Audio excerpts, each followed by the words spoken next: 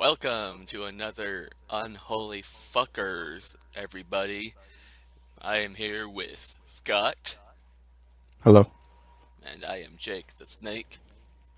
Tonight, we are doing more comedies with Armed and Dangerous with John Candy and Eugene Levy, and Summer School with Mark Harmon. What the fuck is up, Scotty? Not much. Yeah, another early morning show, people, so Not really. I mean, it's 11 o'clock for me. it's Saturday morning, for God's sake. This Hey, is this is the time I wake up every day, so I'm alright. well, it's time I wake up, but means I had to wake up earlier too. Uh, Alrighty. So start off as usual, some news stories. One I'm excited about is James Wan, director of Insidious and The Conjuring, is making a remake of the 1983 movie The Entity. And if no one's seen The Entity, it's based on a true story about a woman that was tormented by this spirit who followed around and raped her. And Hmm. the original, oh my god, it's one of my favorite scary movies. I watched it when I was in seventh grade and stayed up all night with the lights on and watched it a decade later and had the same effect on me. And I really loved uh, Insidious and The Conjuring, and so this is a remake I have a little faith in. And any 2 cents from you? Never seen it. Okay. So, also, a documentary based on the book Scary Stories to Tell in the Dark is under development, basically talking about the kind of impact it's had on the horror world. Tell me you've read this book, Scotty. Probably when I was a kid. Oh my god. Fucking awesome books, and what we really have to talk about is the artwork of these, because if you do not know it, so look up Scary Stories to Tell in the Dark on Google Images, and yes, these were kids' books, and the pictures will make you think differently. They are just so fucked up, and of course, recent events have caused butthurt parents to complain and make them change the artwork to like more kiddie friendly, which is a fucking shame. And well, one news story that's making a lot of buzz out there is finally got our first look as Jared Leto as the Joker. Uh, Basically, what I can describe this as is he's kind of a Marilyn Manson looking guy and got metal teeth and some tattoos. You know, what was up with the metal teeth? It was, like, ridiculous. Yeah, yeah. Well, I really doubt that's gonna be like the final look of him because I really doubt he's gonna be shirtless the whole movie. So No, I don't think so. we still have yet to see him in like the full purple and green suit. I don't know. It's weird, but maybe I'll warm up to it. I mean, I understand they want to make their own image of the Joker, keep it separate from Jack Nicholson and Heath Ledger. Yeah, I guess they were going with the Dark Knight Returns Joker or whatever. Yeah, yeah, I did see some pictures side by side, and it does seem to be more Dark Knight Returns. I haven't personally seen it, but It seems to be what they're going with the movies because Superman versus Batman trailer, we do see them facing off Dark Knight Returns style, with Batman in the Superman armor. So, yeah. I still don't know about that movie. Ben Affleck can't do it. He's not a good Batman. The only thing I'm worried about is He's a pussy. He plays in dramatic roles. This isn't a dramatic role. He's gonna fuck it up. You know that. I don't know. I feel in the middle about Affleck as Batman. But the only thing I don't like is the voice they use in the trailer. I just hope it's the Superman armor making that voice. And then again, if that is the It's voice. it's not gonna be Dark Knight voice. I know how we all love that voice, but Yeah, I mean, it's not gonna be.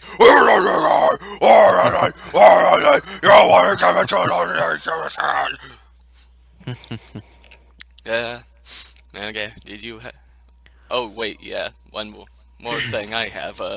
Wes Craven's making a People Under the Stairs TV show for Sci-Fi. yeah, how do you make a TV show out of that movie? Good question. I haven't watched the whole thing, but I don't know. Maybe I've just never seen any of it. I just know that it's a movie. yeah. I mean, you gotta show the fucked up life of the people. A sitcom. I do not know. I guess we'll wait and see. Yep. All right. Did you have some yourself, Scotty? No, not really. Alrighty. So let's just move on to what you've been watching. You go first. Uh, well, if you remember my text or my message yesterday on Twitter, I've been watching a lot of Two and a Half Men. I've been quoting that show a lot, Mhm. but that's a great show right there. Yeah. Um, shit. What have I watched? I haven't watched anything really. I've been watching a lot of sports, like basketball playoffs and some baseball. Okay. Let's see. Well, I made an appearance recently on Time After Time Horrorcast, featuring Stan, our only feedbacker so far.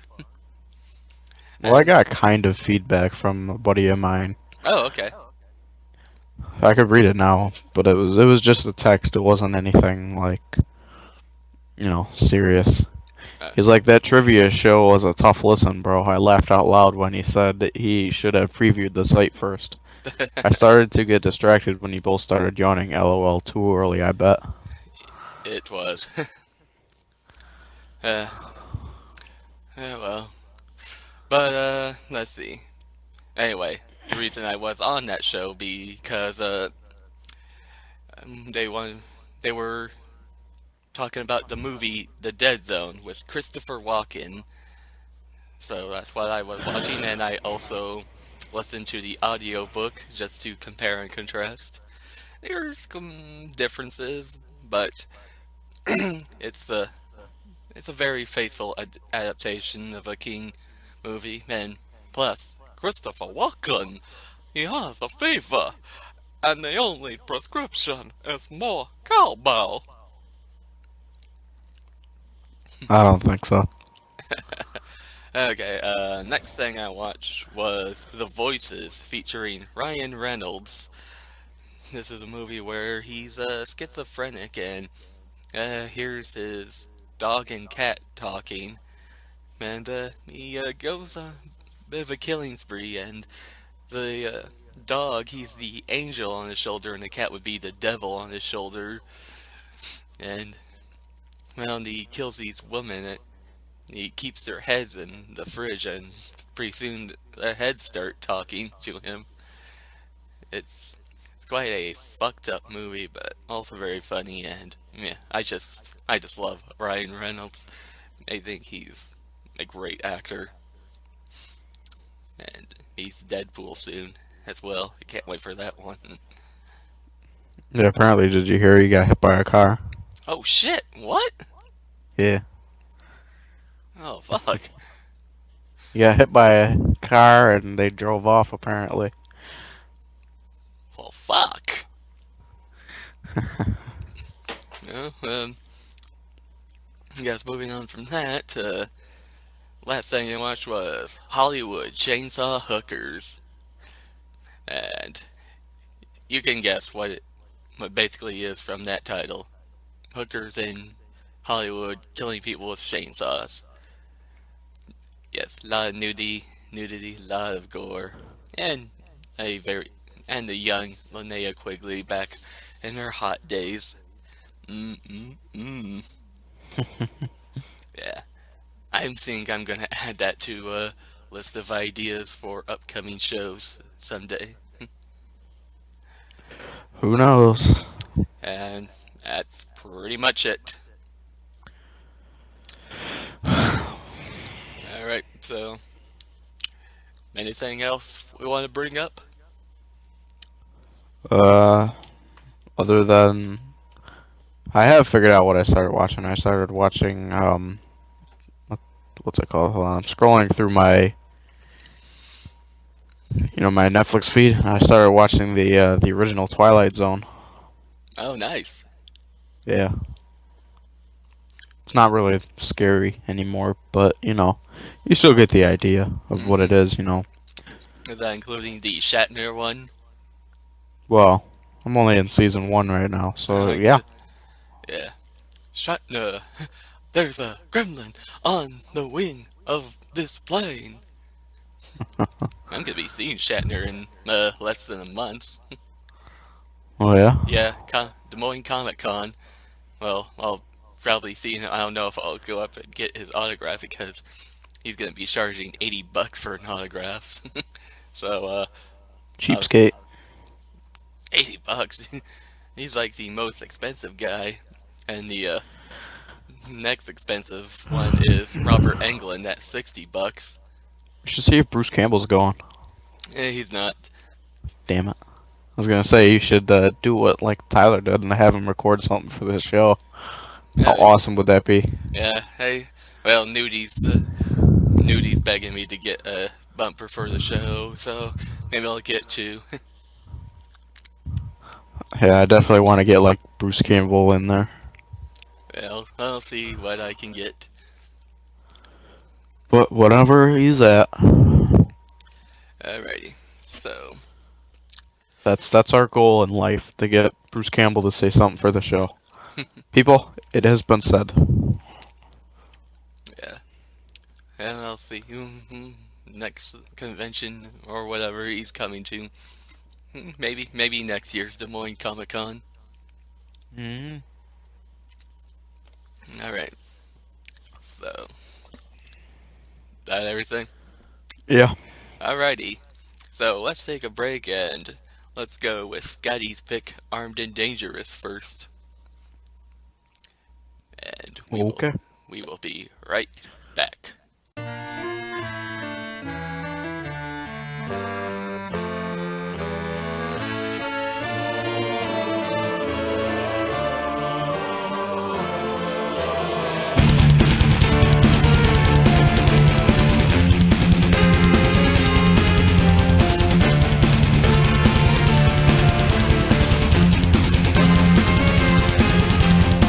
Before the story begins, is it such a sin for me to take what's mine until the end of time?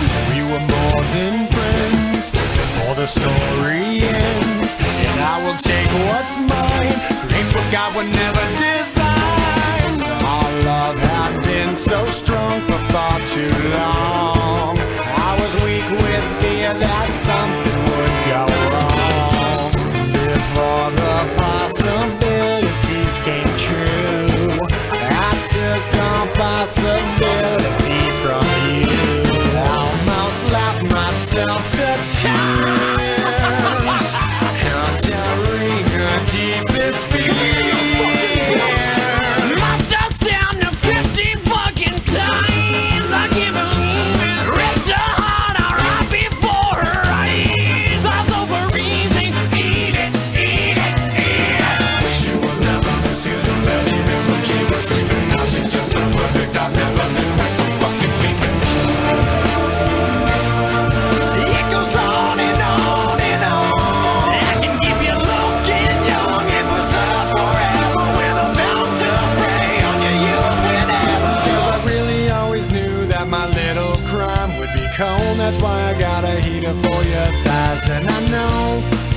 I know it's not your time, but bye-bye.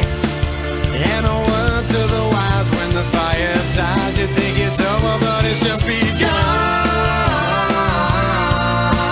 Baby, don't cry. You had my heart, at least for the most part. 'Cause everybody's gotta die sometime.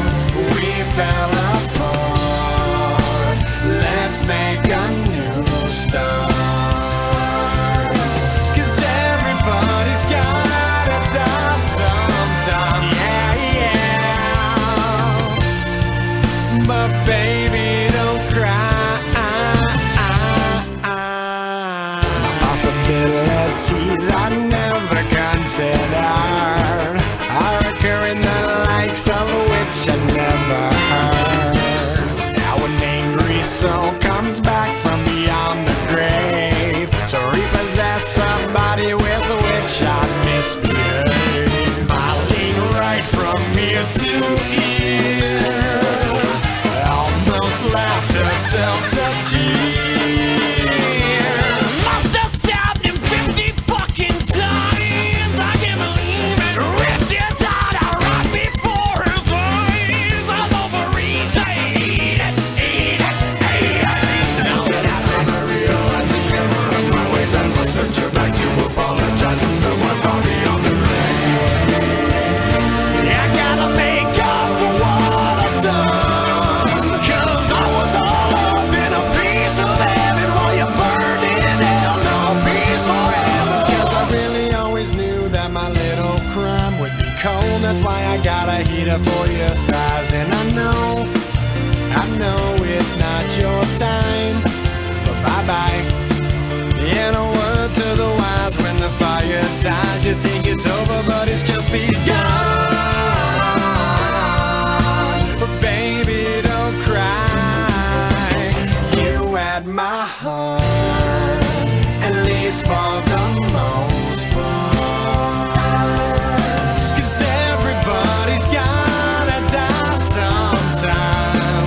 We fell apart. Let's make a new start.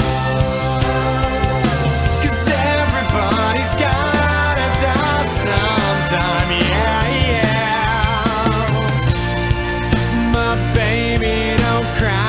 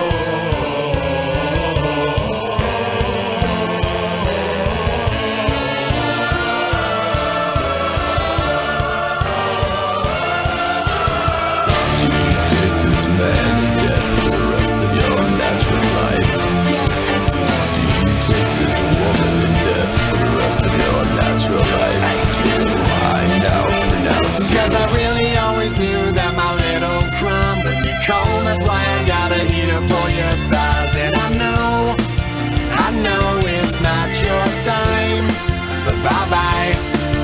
And a word to the wise, when the fire dies, you think it's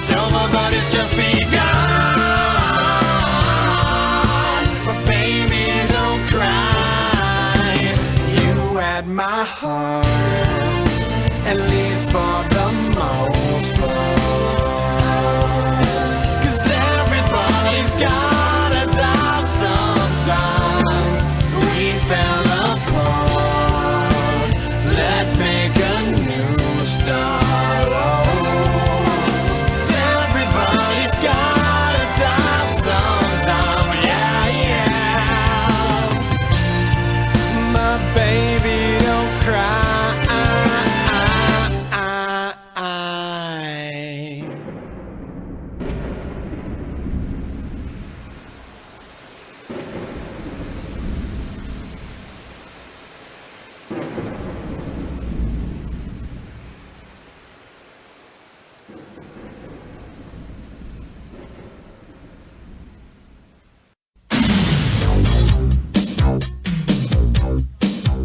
America, get ready for a new breed of heroes. Hey, open up! I'm a special officer. Give me a car. What are you nuts? Get out of my sight. Welcome to the world of private security. Help! We're actually guarding garbage. Get yourself cleaned up. You ever reassigned? Oh, don't be such a wussy. A little toxic waste isn't gonna kill you. Columbia Pictures presents John Candy, Eugene Levy, armed and dangerous. Oh, this was a mistake. They're on a mission. Undercover. Special assignment. Very hush-hush. They have to do the job. If you tell anyone about this, I'm gonna send a postcard to my family. But there's just one problem. They're idiots. John Candy is frank. What are you looking at, you shit? Oh, he touched me. I got my Christmas goose early. Eugene Levy is normal. Sounds a little sucky when you say it out loud. What are you hauling? Rocket fuel. Together, We look like a dance team. they're armed and dangerous. If I had known it was going to be this kind of party, I would have worn underwear. Are these girls wonderful or what? Did I not tell you they were the greatest? Don't eat too much. We're going out for pizza later. We're back! Scared you, didn't I? No. Well, whatever. I tried to yell. Okay. But, you wanna give us all the info on the movie? Yep. Armed and Dangerous from 1986. It's a 5.4 rating on IMDb. With John Candy and Eugene Levy and very young Meg Ryan. And looking at the IMDb page, one of the trivia that pops out is something that blew my mind. You know who was offered the chance to direct this movie at first? Who? John Carpenter. Hmm.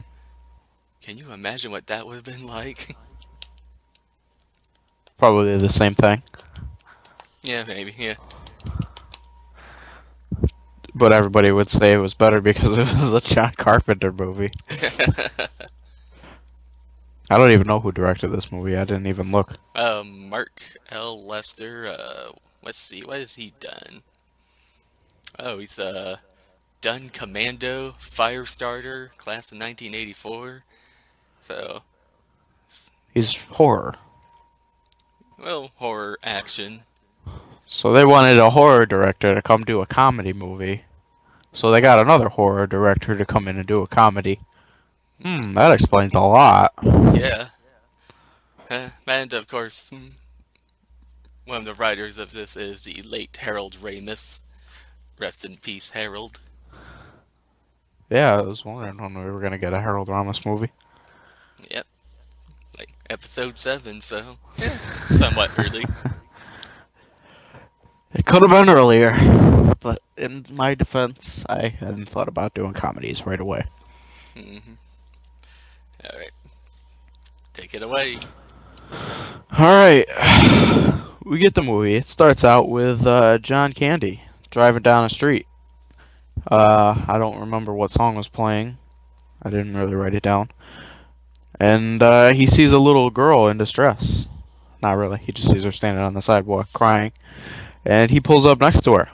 She says her cat's stuck in a tree. So, being John Candy, he goes up in that tree to try to save the kitty. But I think he's afraid of heights. So, the fire department has to come and get him down. How embarrassing, a cop has to get pulled down out of a tree. Alright, so we get opening credits. And we get all the blah blah blah. We see all the scenery. Candy, he sees some lights inside a TV shop. And he pulls up and, he sees they're two cops. They're stealing TVs for their own benefits. Dirty cops. Don't you always hate those? Yep. Well, apparently Internal Affairs knows about this, and they show up, and they bust John Candy. Because he gets the blame. So, he has to go to court, and Candy, he loses his job. And, this is where we meet Eugene Levy's character. Something Kane. I don't remember his name. Yeah, Norman Kane. And, let's see here now. And he's a lawyer.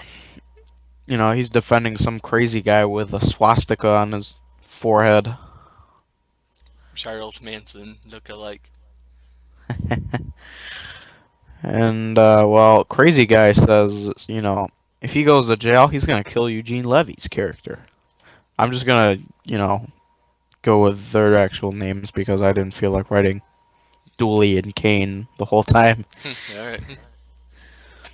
Alright. Yeah. So, Levy, he gets told, to find a new job from the judge. So he does, and we go to guard dog security. And John Candy and Eugene Levy are both there. And, after some time, they decide to team up. This is where we also meet Meg Ryan's character. Young. I'm gonna ask before you do. Are you gonna bone her? Oh, damn right. It had to be out of the way, people. Oh, wait till we get to my movie. Alright, well, I know what you would do. But I'm gonna save that for later. Meg Ryan, she's teaching everyone how to shoot. And she says the bullets come out of the gun very, very fast. So, I think she thinks she's talking to idiots. Eugene Levy, he's having trouble shooting. And, Candy, he has a 100% accuracy shot on a villain. Well, we go to their graduation, and, everybody passed. And, yeah, they decide to team up as be partners. So, here we go. It's going to be one hell of a ride. Mm-hmm. Alright. Candy and Levy, they go to their job, and they're watching some drug facility place, and they go inside and find Scary Dude. His name is Bruno, but I'm going to refer to him as Scary Dude for a while. Tiny Lister. Yeah, Who? Tiny Lister. You'll probably recognize him from... I mean, if you've seen a big black guy in a movie with some weird-looking eyes, that's him. He was in the Dark Knight. He was in the boat with all the convicts that was supposed to blow up the other boat. Oh, But yeah, he's and he said, yeah, he was the guy who was going to blow it up, but then he threw it out the window. Yep. Yeah. Okay, well, Scary Dude, he finds them not on break at, what was it, 12:45? They were supposed to be at lunch at 12:30. Something like that. And Levy, he goes out to get his lunch from the car. And when he's walking back, he sees some robbers stealing, the drugs. And, he's getting hassled and whatnot. And he calls for John Candy to come save him because he's a pansy. But the robbers, they pull out some guns, and Eugene Levy, he goes inside to where the attack dogs are. Which makes for a really funny scene later. Yeah. Candy, he shows up, and the robbers, they start shooting at him, and you would think those bullets would go through those barrels. Yeah, movie logic.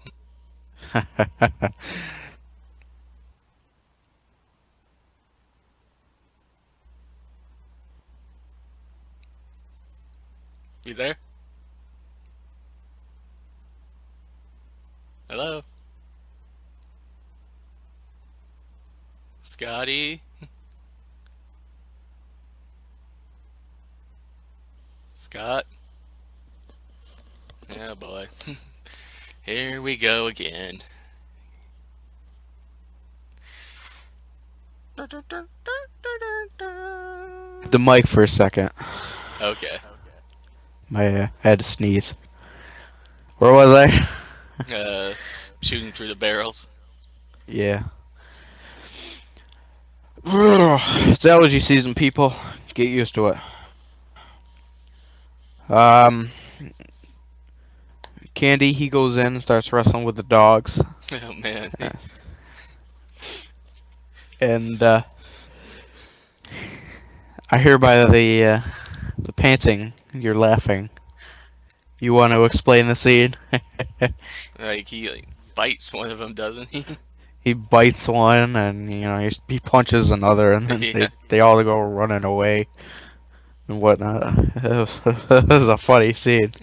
If you're a dog lover, you probably were like, ooh. Well, I'm a dog lover, and I am the type that will love seeing humans get torn to shreds in horror movies, but when dogs get involved, I'm like, oh fuck no. But this is an exception here. This is done just for laughs, so I'm more forgiving of this. Alright, well, it's the next day, and Captain is chewing the guys out for, messing up their job or whatever. I didn't really want to write everything down. And this is where we find out that Meg Ryan's character is the captain's daughter. Ooh. After they, insult the fuck out of him. Yeah, they call him a poop head. Yeah, that's all you could come up with on short notice. Well, we go to a union meeting, and Eugene Levy, he complains about, being fined, and he becomes a smartass, asking all these ridiculous questions that, that gets him on some serious trouble. I'm just gonna say that. And we meet Strickland from Back to the Future. Yes, foresighting on this show. Just like George Buckflower. Yeah. Well, some stuff happens, and Candy and Levy, they get trash watching duty. And probably my favorite quote in the movie: "We're actually guarding garbage." Well, it's the next day, and they're at a toxic waste dump. Yeah. And they meet some guys who have been there for 3 weeks, and they look all fucked up. Yeah. I guess that's what happens to you in 3 weeks of guarding nuclear waste. I would suppose. I don't think so. As long as you're concealed inside something, you should be good. No, I've never been around toxic waste for too long or at all. Never plan to. Kind of wish we could get a Toxic Avenger point of view here. See how he deals with it. Oh, if only Ballsack was on the show, he could do the voice, probably. Yeah. And this is where we find out Scary Dude told these two guys to take lunch around the same time, and the place was robbed. Uh-oh. So we find out something is going awry here. God damn, my notes go all together. Oh, yeah, All right. we forgot to mention that they found it out at the gym, and they get chased around by a scary woman. Well, I'm going to that part. You gotta stop getting ahead of me, you son of a bitch. Well, we found that out after that, but okay. No, he tells him that, no, he tells him you gotta listen to it. It's my third time watching the movie, I know. Alright. You've only watched it once, shut up. Oh, the joys of podcasting. Alright, well, then we go to Scary Dude, where he works out, And John Candy and Eugene Levy, they have to interrogate him about the robbery. They get chased around by a scary woman. They go into like this exercise workout room and Yeah, yoga room, I believe, or yeah. something like that, and they're sitting behind a bunch of girls with their asses hanging up in the air. Yeah. But they interrogate him, and Candy, he gets the idea to choke Scary Dude until he talks, which we find out some guy, Carlino, is working with the captain or whatever. He works for him. I don't know. Like I said, I didn't get everything down, people.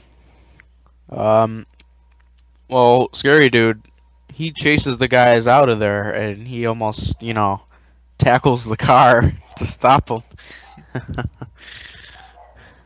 Pretty buff, Scary Dude chasing after you. What are you gonna do? I'm gonna get the fuck out of here. Yeah.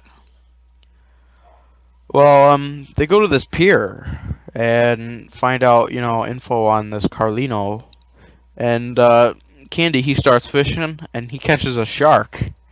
Yeah. The one thing I didn't understand is why the hell he would go all the way down. Yeah, that's what I was wondering when I was watching the movie, because he's just like plowing through all the other fishers. Fisherman. Yeah. And he's like, gun! He pulls out his gun and shoots the shark 6 times. How many times? 6 times. I shot him 6 times!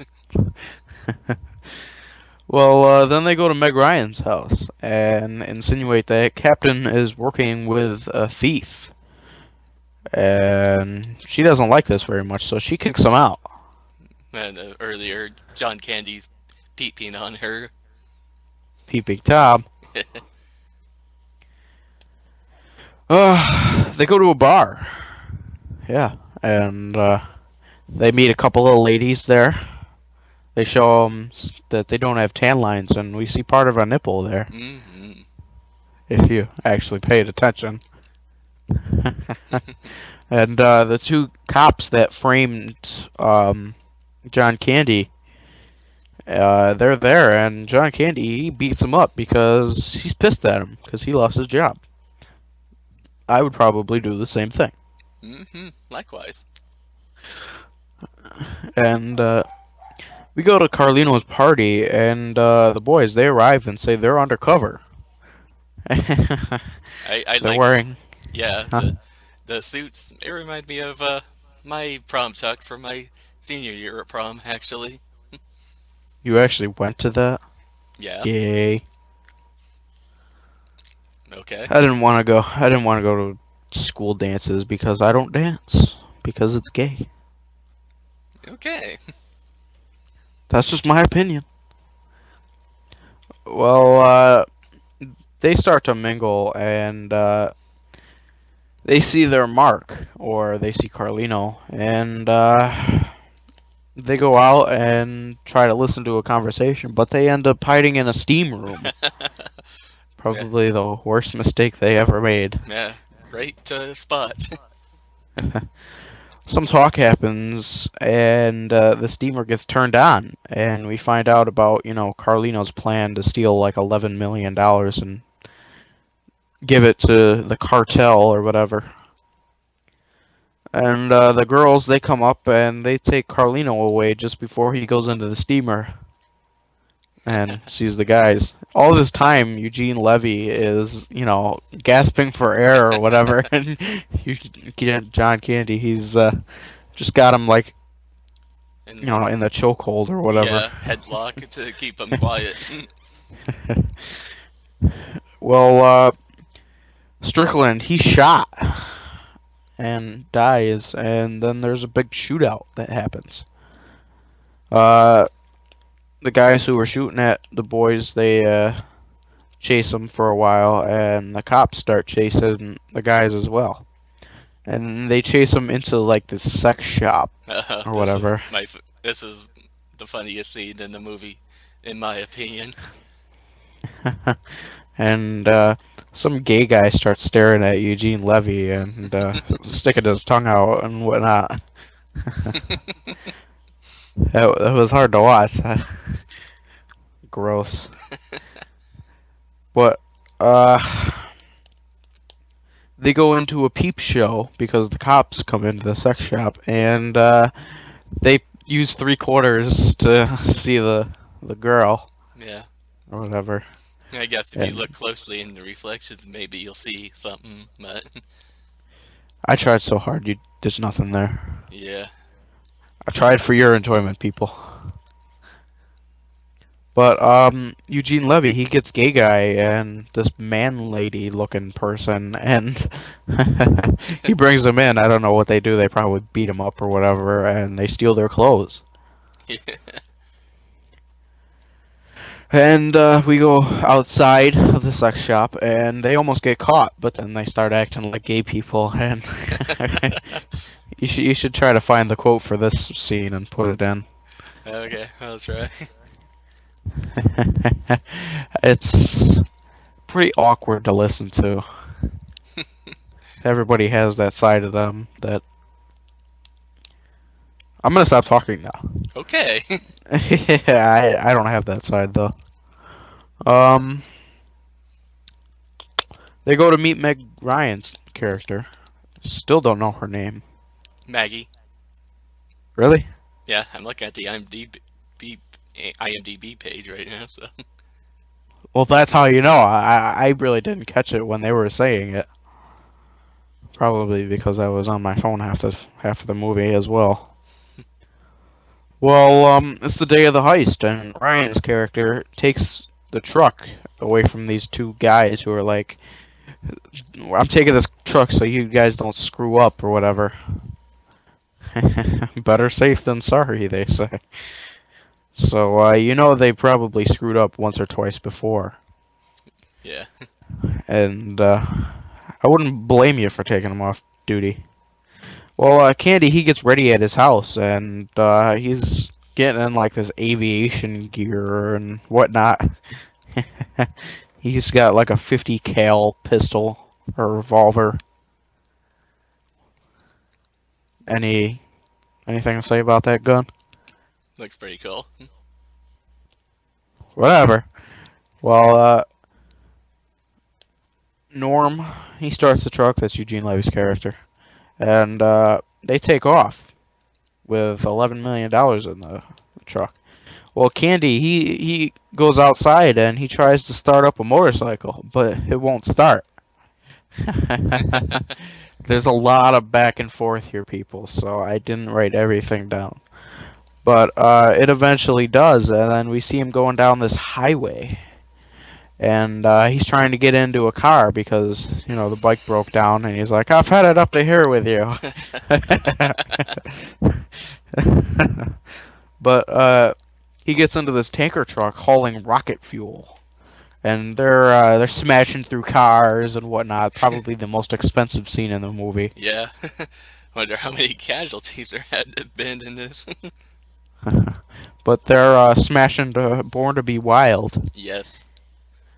And all the while, this truck is like getting ambushed, you know, because everybody's trying to steal the $11 million. But yeah, the truck smashed through a shitload of cars, and the truck, it gets shot with a bazooka. That's a pretty expensive scene right there too. Jesus. Blowing it up. No kidding. And everybody thought, you know, Meg Ryan and Eugene Levy, they both thought John Candy's character was dead. But lo and behold, he walks out. And so does the truck driver. Truck driver. Yeah, meanwhile, the ice cream guys and the other baddies got blown up. Well, then John Candy, he uses the 50 cal pistol that I mentioned earlier, and he shoots the car that's coming for him, and that car just like goes flying over him and does like these barrel rolls. It was awesome.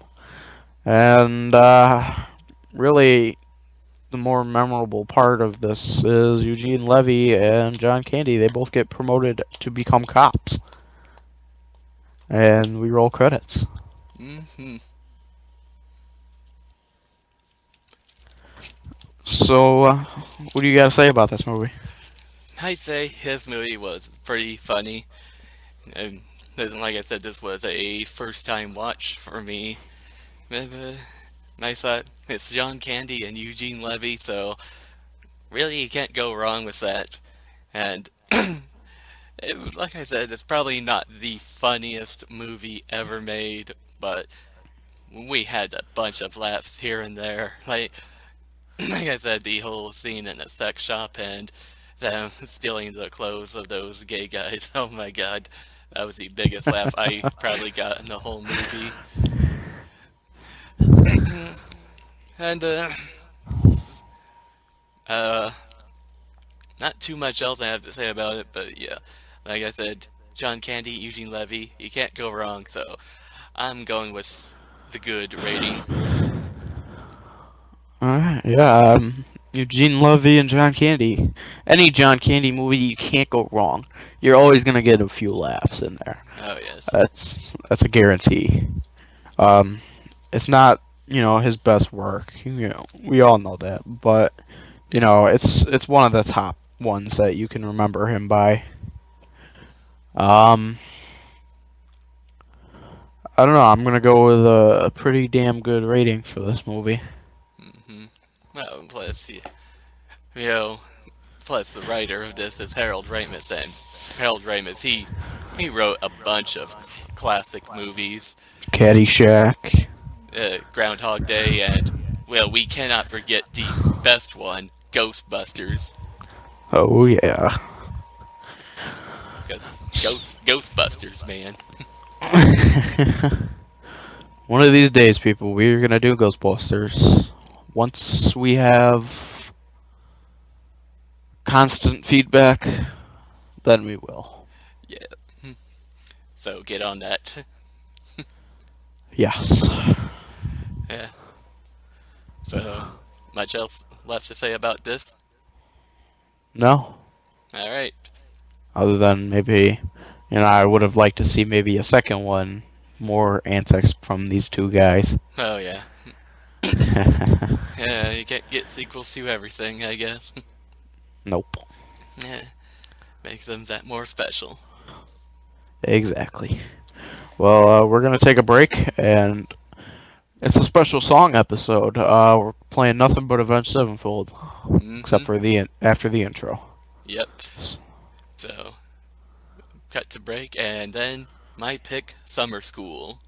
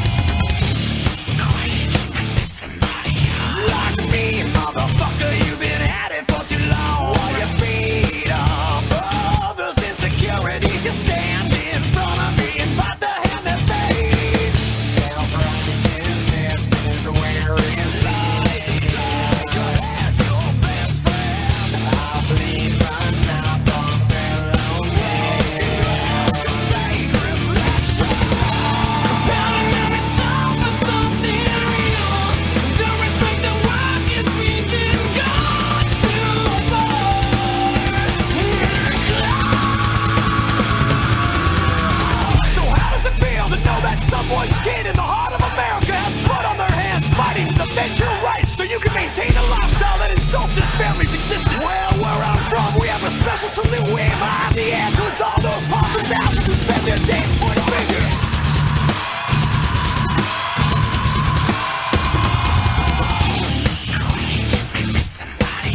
Like the heartbeat of this country when it's taking us too long. I'll be damned if you count me in as part of your generous hypocrisy collecting enemies. Tabloid gossip, queen worthless days. Us to bury you. Selfish agenda wants to make this way until you're over. Found an I'm in some for something real. Don't respect the words you're speaking. Gone too far.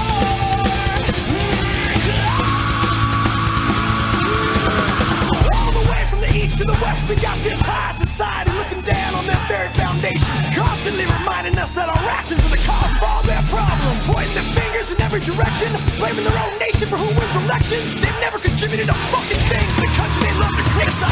The unseen, ignore the untrue depictions we see. Try and get through. And many mistakes can hurt. I'm not the last, but I sure ain't the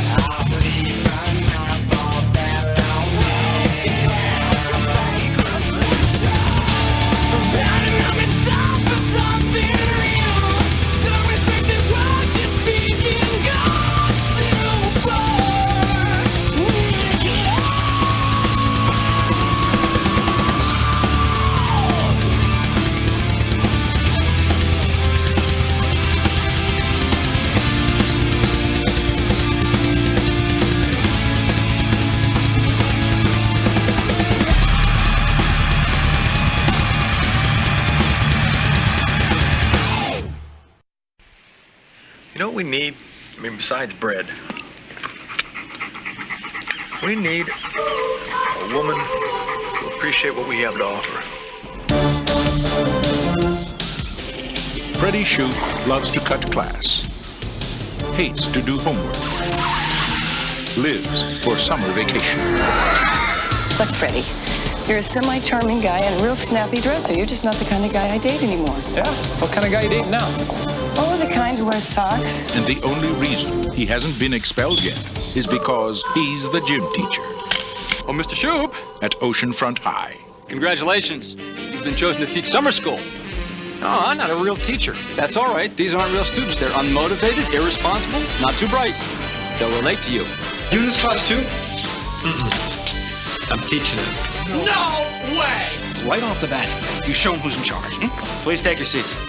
Where should we take him? Who is in charge?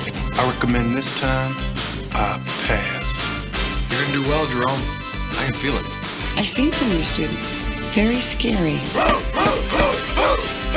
There's a very valid reason for summer vacation. The human brain needs rest. I know you guys aren't exactly fired up about English, but we're stuck here. We're trapped like rats.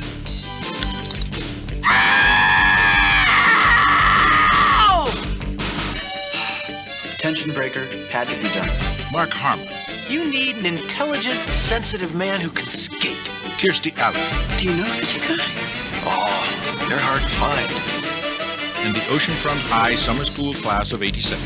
They're as smart as you and me. You and I. All of us. Paramount Pictures presents a new film by Carl Reiner, Summer School. I love this film. It had passion and a plucky spirit. Dave, I agree with you. Thumbs up from me. Same here. To sum it up, I'm Chainsaw. I'm Dave. We'll see you at the movies. We are back. Now it's time to talk about Summer School from 1987. 6.5 rating on IMDb. It stars Mark Harmon, who everyone will recognize from NCIS, Kirstie Alley in her young, hot days, and plethora of other people. We'll get to those. So, Summer School. Oh yeah, also directed by Carl Reiner. People may recognize a lot of his older stuff, like Dead Men Don't Wear Plaid, The Jerk with Steve Martin. I just watched that movie. So, Summer School. This begins with kind of a 80s montage with everyone getting ready for the last day of school. And we see this security officers just going around handing passes out to some of these students. And then there's a class where the Vice Principal Gills tells them they all flunked the exam, so they're gonna have to take summer school. Oh no. And all through this, we meet Freddie Shoop, our main character, the gym teacher, who's really excited for school to get out because he's got a vacation to Hawaii with his girlfriend planned, along with his dog, Wonder Mutt. So, school gets out and, well, the teacher who's supposed to teach the summer class, he wins the lottery, so he says, "Later, suckers," and leaves. So Gills, he's looking around for other teachers, and Shoop sees him, he's like, trying to get the fuck out of there really quick. But, he's too late, and he's chosen to be the teacher for the English class. He was hiding behind a bush. Yep. And apologizes to Kim, and she decides to go to Hawaii herself. Bitch. Yeah. So he arrives at the class, and soon and then we meet Kirstie Alley as Robin Bishop, who teaches American history next door, and he's taken a liking to her. So it's first day of class. We meet majority of our characters. I'll get the best ones out of the way. Dave and Chainsaw, who are major horror movie fans, so I can relate to these guys. Major fans of the Texas Chainsaw Massacre. Which was how many years before this? 13, I believe. God damn. Yeah. You still carrying a torch for that? Yeah. And this was probably released a year after the sequel, I believe. Then we meet Larry, who always seems to be asleep. Rhonda, played by Shawnee Smith from the Saw movies, who's pregnant. She's also in the show Anger Management with Charlie Sheen. Yes. She played in The Blob. Mm-hmm. Just some other things that people might know from her. Denise, played by Kelly Jo Minter from Nightmare on Elm Street 5. Pam, the blonde girl who played Jim Belushi's wife in According to Jim. Eatkin, the small little nerdy guy, who through research I found out this guy played Alpha 5 in Mighty Morphin Power Rangers. Oh yeah? Yeah. And watching the movie, I totally recognized the voice. Hey, he's got a weird freaking voice, man. I was like, what the hell's wrong with him? Yeah. Kevin, the athlete who needs sports eligibility.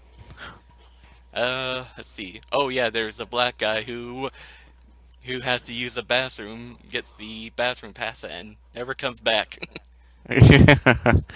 Let's see, am I missing anybody? He was in the bathroom for 6 weeks.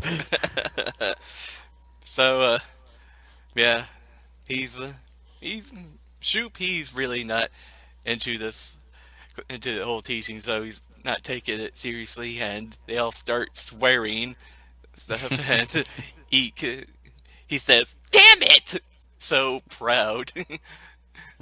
Because this is obviously the worst thing he's ever said in his life. I've said way worse. Oh, fuck yeah, I have. Oh no, behind concealed doors, I've said a lot worse. Well, through all this swearing, Robin comes in and catches them doing all the swearing, especially right as Shoop's writing down Jism Head on the board.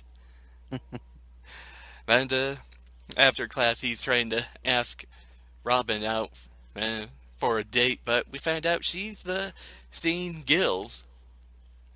Douchebag principal. Vice principal. Whatever. Yeah. Then we get a montage of all these characters. Denise, she's trying to learn how to drive, and she's very, very unsuccessful. Chainsaw and Dave work at a photo hut, and Rhonda, she needs to go to these pregnancy classes, but she's got no coach, and she doesn't even know who the father is. She says it's either Sean Penn or David Lee Roth. Huh. Well, that's the next day at class, and, well, we get a new student, Anna Marie, the foreign exchange student. Yeah, it seems From Italy.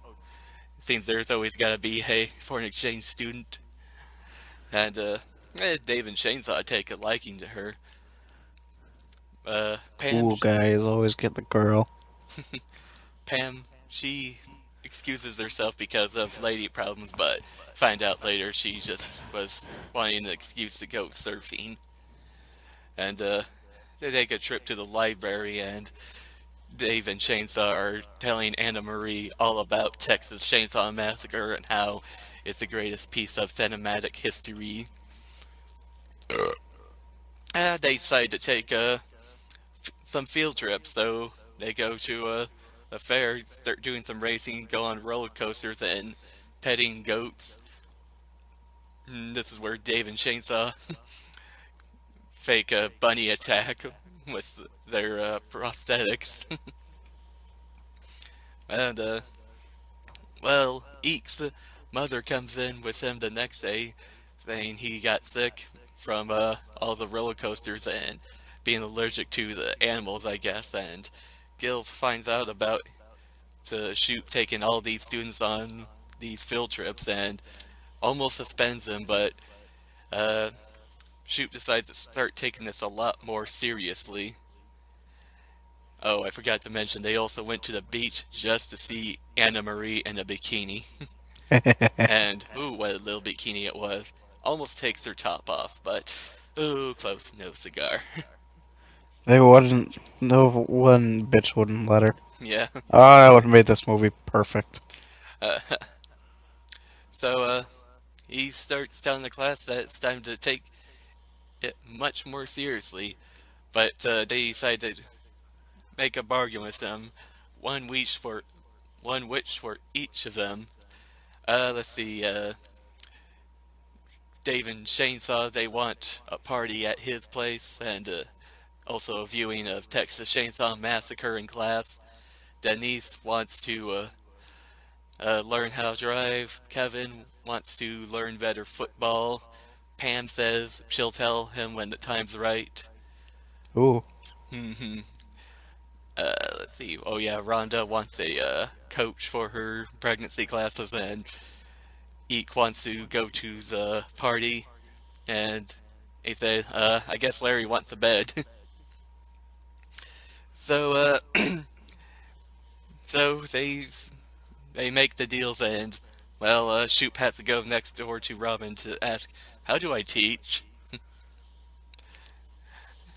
We get a montage of Shoop giving these guys their wishes. He's teaching Denise how to drive, being the coach for Rhonda. Then we get to the party, and yeah, really good party.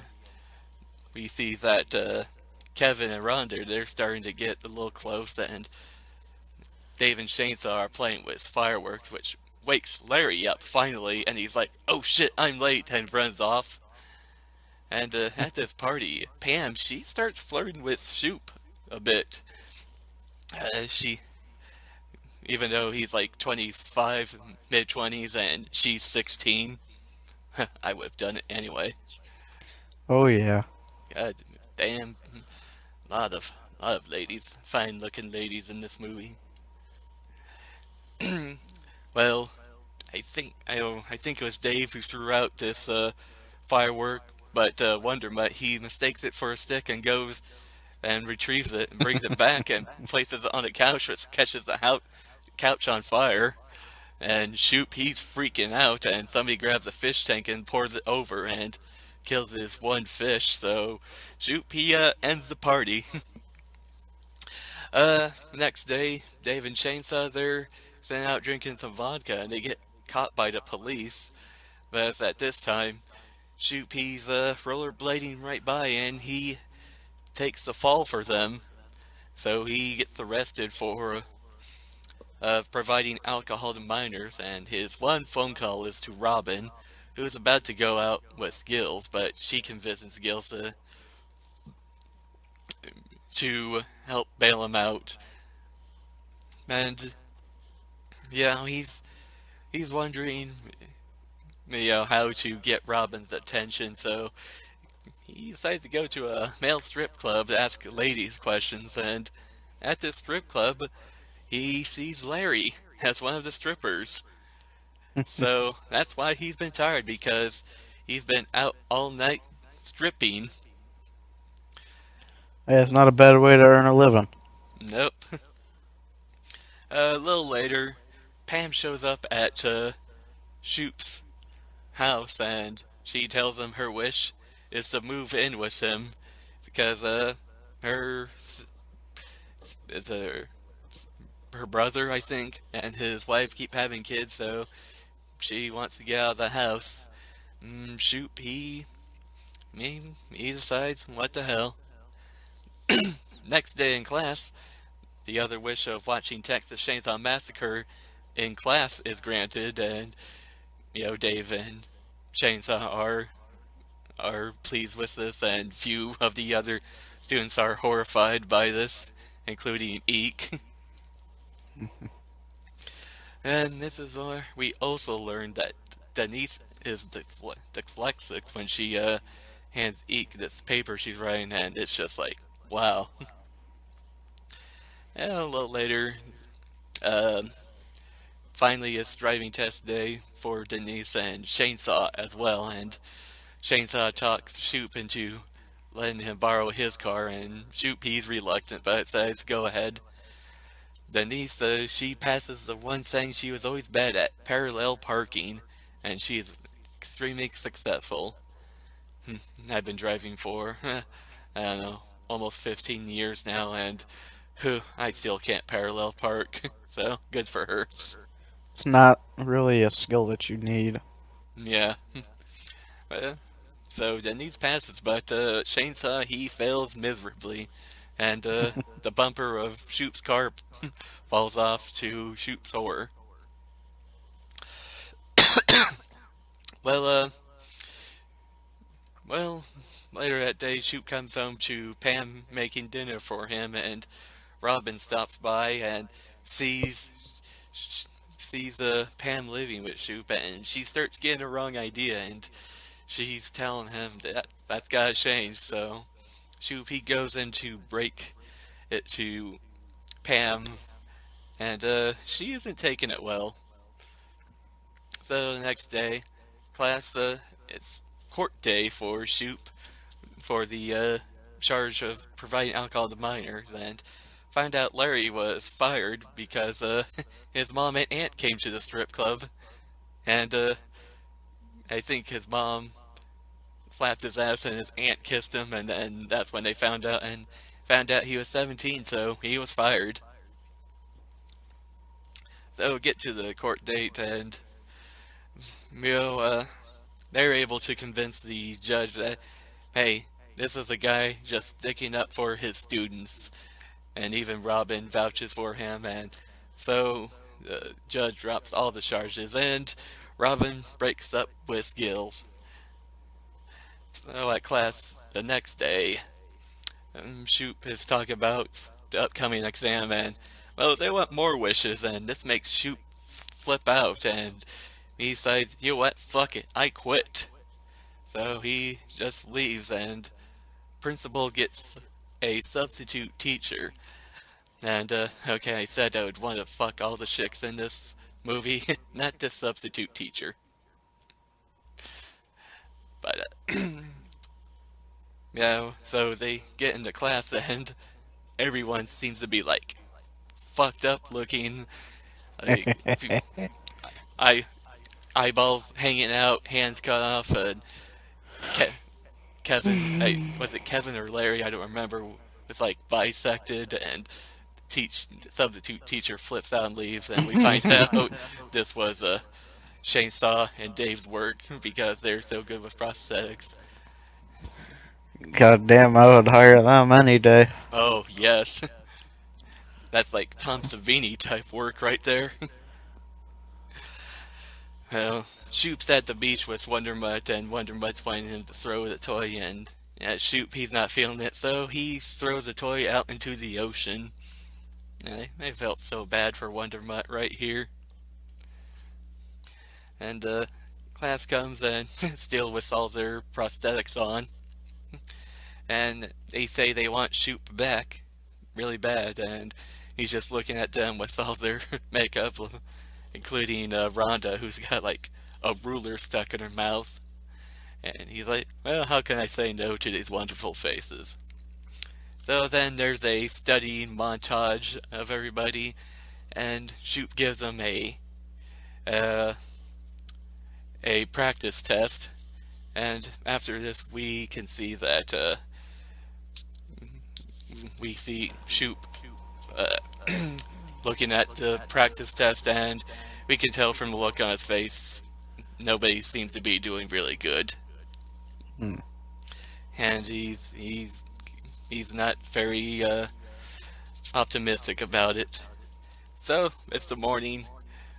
Chainsaw wakes up with this kind of a cool alarm, like this kind of hand on his throat that kind of massages his neck to wake him up, I guess. I'd like that, but I'd like the hand to be Catherine Isabel, and the hand to be a little lower, too, than the neck, if you catch my drift. So he wakes up, and he's, like, very cheery, kisses his mom and dad, but then he doesn't seem to know anything. He doesn't know what eggs are, how to spell cat, and he's like, I don't know anything! And it's just a nightmare. So everyone arrives at class, including the black guy who went to the bathroom earlier. 6 weeks ago. Yeah. He's just getting back. Yeah, I think he said he had trouble with the fly or something. So, everyone's taking the test, and all the while, Robin is going into labor. So, after the test gets done, Kevin takes her off, and Chainsaw and Dave are like, hey, keep the umbilical cord and the afterbirth. Everyone's hanging around. A few days later, Rhonda reveals that she gave the baby up for adoption because she just doesn't feel like she's ready to be a mother. Shoot comes and gives them the bad news that the class failed. So, Shoot, he's getting his evaluation from the principal later, and students and all their parents come in, start to vouch for Shoop, and they find out even though most of them flunked, they improved their test scores from much earlier. Find out the highest score in the class was like a 96 from the black guy who spent 6 weeks in the bathroom. And Pam got the second highest with an 82, I believe. And most of these got above a 70, which is a passing grade. And even the ones who flunked, their score still improved. So it's a example of you failed but you succeeded, and the principal decides this is good enough and gives Shoop tenure. So this movie ends with Shoop on the beach with Robin, and he keeps asking her dinner again, and she says, well, we'll discuss this over breakfast. No, they start making out on the beach, and Wonder Mutt's toy comes up on shore, and he's excited and starts licking Shoop and Robin over the face. And that's where we roll credits. Alrighty. What are your thoughts? I like this movie. It was pretty funny, especially with the all the gore scene. That was hilarious. It's one thing that you like in the movie. You got aspects of comedy, horror. Yeah. Those are my kind of favorite movies. Exactly. But I'm gonna go with the same rating as it. I'm gonna go pretty damn good for this movie. Yeah. Yeah, this is an example of the 80s teen movies that I really like. You just seem to like every character in this movie. Then there's the one dickhead you don't like, Gills. But, yeah, you got Dave and Chainsaw, who, like I said, I really relate to just because of their love of horror movies. And, yeah, these guys were me back in high school, except I wasn't really that good with prosthetics. And every character, they've got their quirks that makes them so memorable. And then you got Shoop, and he is just an awesome character. He's the kind of teacher you would have loved to have back in high school. If I had him, I would have loved to go to school every day. Oh, yes. So yeah, basically this movie is just pretty much all about the characters. And it's a very, very good character movie, and I'm gonna go with a good rating as well. And yeah, I feel like there's so much more I want to say about this, but I just can't think of anything right now. Well, we don't have feedback this week. Sad. Too bad. Alright, so just want to take a break and discuss what we're doing next time? Yep. Alrighty. Back in a bit.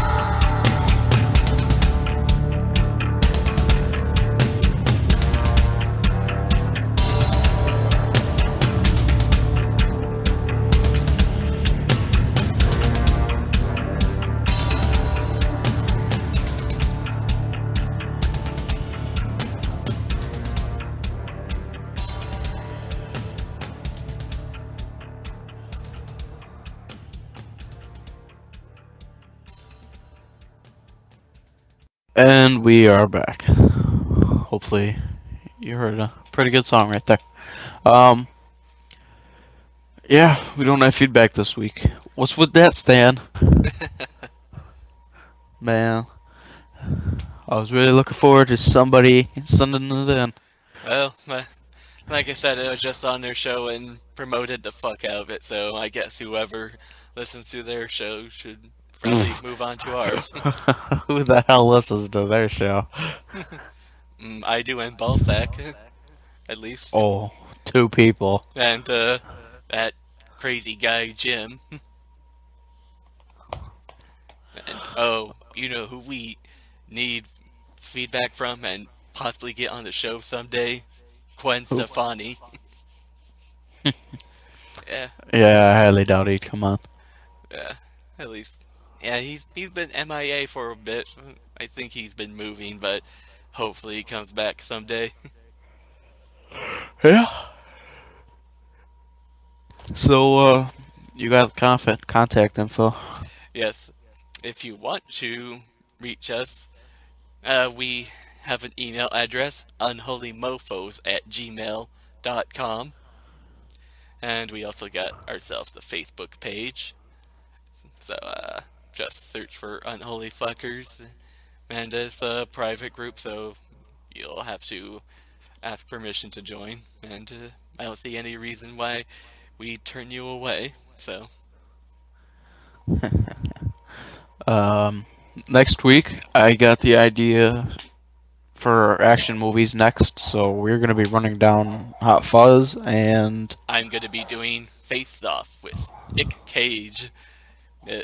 We get a first appearance from Nick Cage on the podcast. Woohoo! gay. So, prepare for a ton of Nick Cage impressions, people. Not the bees! Ah! They're in my eyes! Ah! Alright, settle down there. I am on Twitter, UnholyMofo1. And I'm on Twitter as well, Jake the Snake 54. And then there's my other podcast, NFW. We are right in the middle of our Texas Chainsaw retrospective. Just released part 3 recently, and oh, that was a fun episode.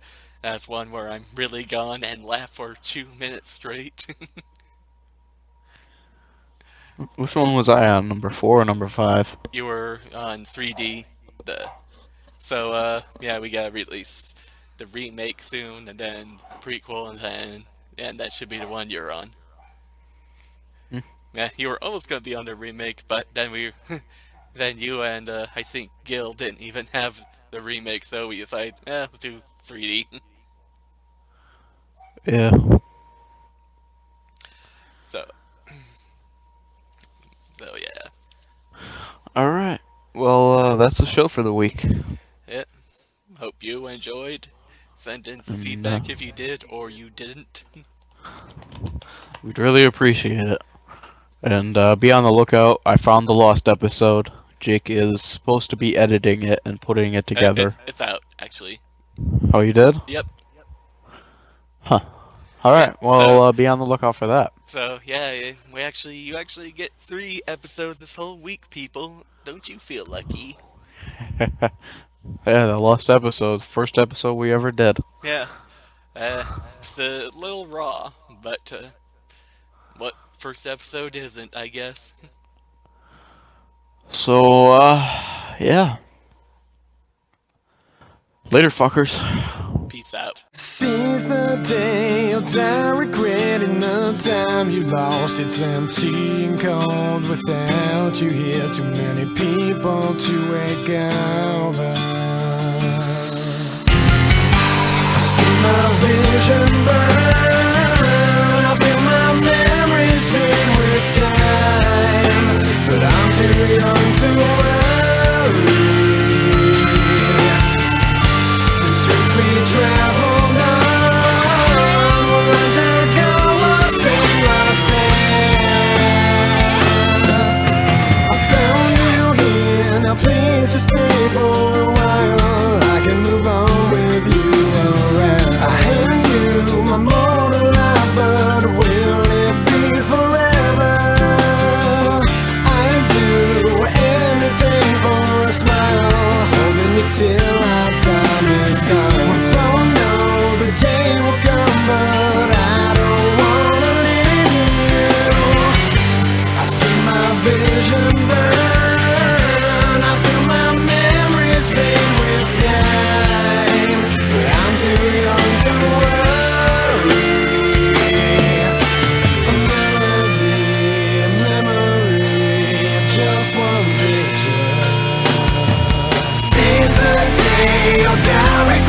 in the time you lost, it's empty and gone without you here. So many people to wake around. No more life, a place in all of us, changing its fame